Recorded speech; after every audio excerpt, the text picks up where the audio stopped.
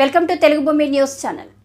ఇల్లందకుంట మర్రిపెల్లిగూడెం గ్రామంలో Amrutha hospital, Aditya multi speciality hospital, Jammikunta వైద్యులతో నిర్వహించిన ఉచిత మెగా వైద్య శిబిరానికి విశేష స్పందన లభించింది. ఈ వైద్య శిబిరానికి సుమారుగా 400 మంది రోగులకు వైద్య పరీక్షలు నిర్వహించి సుమారుగా 80,000 రూపాయల విలువ గల మందులు ఉచితంగా పంపిణీ చేయడం జరిగింది.